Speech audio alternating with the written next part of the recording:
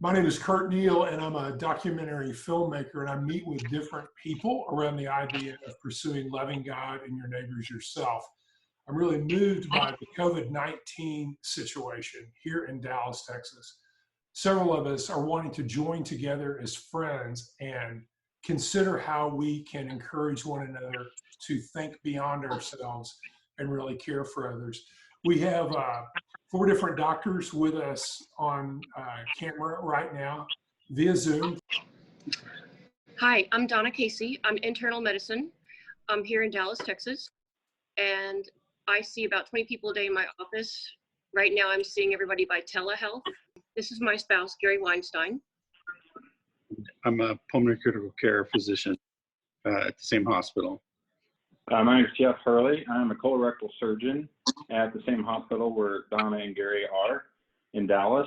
I'm Chris Berry. I'm a family medicine doctor also here in Dallas, and I work in the outpatient setting, meaning I'm mostly outside, or all my time's outside the hospital. And like Donna, right now, my day is almost 100% telemedicine. Okay, so I got to my office this morning and I had 40 phone calls of people that are scared that want to talk.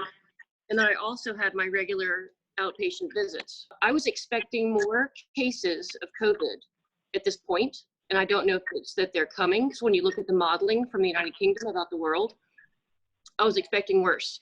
However, you guys probably all read the New York Times yesterday about the hospital in Queens and how much difficulty they're having, which was very stressful to read, thinking they're running out of their supplies, which they've now been restocked. But when you look at that scenario, I do not see that here at all yet. But I'll let Gary tell you because he's in the ICU.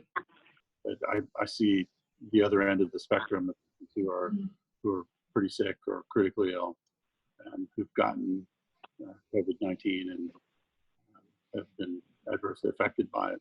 But so far, we've not had a big crash, fortunately, and we're kind of preparing for it and ready for it, but obviously hope we don't see it. I will say my concern is I've talked to 2 police officers today who are positive, and so they're now off the streets. And we already have we're already down police officers just in general in Dallas. So that's there now. I have asked them to stay off work for 2 weeks and quarantine in their homes. I take care of a lot of doctors, physicians, and nurses, and they're all terrified about what's going to happen at the hospital or, in the ER when they get sick. And I don't mean they're worried about dying. I mean, they're worried about who's going to take care of the influx of patients. How can I, as a citizen of this city, help you and the other healthcare workers? I mean, I guess the easy help and ask is the same thing that everybody's been saying, which is stay inside or stay sheltering in place, not necessarily inside, but just stay away from other people and crowds. If we get too many people all at once, it's going to be a problem, and we'll be left with hard decisions. So we really, really hope that we don't reach that point, though we've had lots and lots of meetings to talk about it. It might be too late, but if you smoke, quit, because the literature is all pretty clear that people who smoke are more likely to have worse lung problems with this. Pay attention to your body. If you're feeling short of breath and having fever, you need to call your doc and talk about and explain it and tell them what's going on so they can figure out if you need to be tested or seen in the ER. We're trying to learn from other countries and trying to listen to, our American College of Surgeons, and that's kind of a changing landscape with what's being recommended. So there's meetings going on daily about how surgeons should handle this crisis. What I started to believe, and I do believe right now, is that we're in this moment that maybe New York was in 10 days ago, where we're starting to see this uptick, but it's much more prevalent in our community than we realize. And that this is the moment to act, a very critical moment for us as a society, as a community, to act and really stay indoors, because this is the moment that we can make a difference and reduce that overwhelming crush of patients that some of these other places have seen. How serious should we be about this situation in the Dallas-Fort Worth area? I will not let my mom see her grandchildren because they're the ones that are asymptomatic carriers, and they also don't have great boundaries.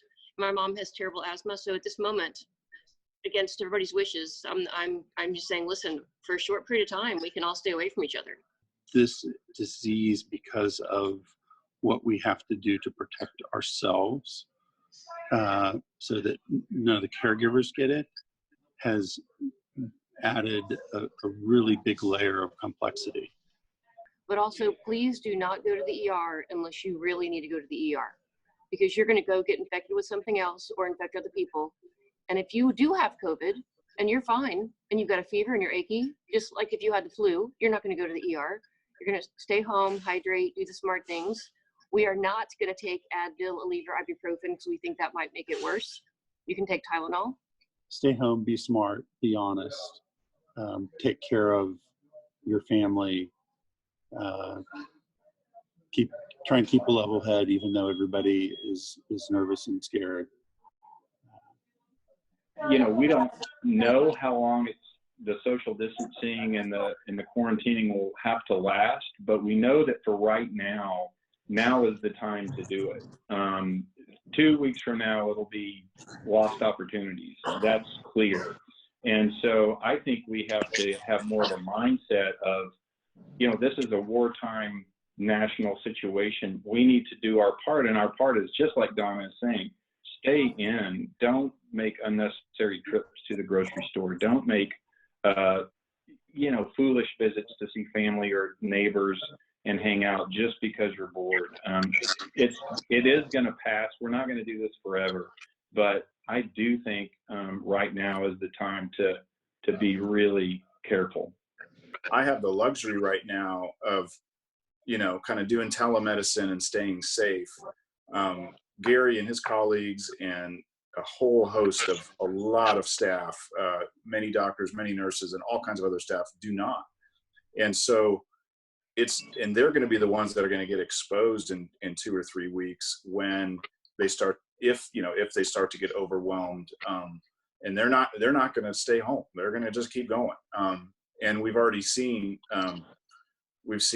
doctors die, and a lot of doctors died in Italy. Just a sad story of a nurse who died in New York, a fairly young guy yesterday.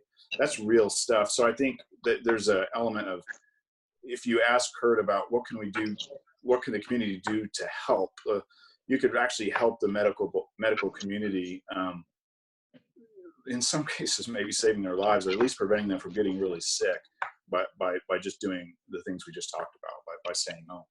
You know, I just think from a science standpoint, it's this incredible rallying of the science community to come together to defeat this disease. And I think that's really cool and inspiring to me. As a physician, what does it mean for you to be a good neighbor? And having good boundaries and respecting, if you are going to Walmart to get what you need, having 6 feet and having boundaries. We live in the same house, so I think she's trying to tell me to scoot over. I'm not sure. I mean, I think that applies in the hospital too. I mean, it's the same kind of thing. Our friends and neighbors are the people that I work with and work side by side with, whether they're a therapist or the custodian or the guy in the lunchroom or a physician. I think this is in this building, every person here is mission critical for the whole thing to work. And so I think taking a moment and being sure to greet and say hello to the people who are here 24/7 because they want to and they need to, and we need every one of them for the whole thing to work. Really appreciate you guys taking the time to meet and hopefully encourage our neighbors here in Dallas. Thanks, friends. Thank you. Thank you.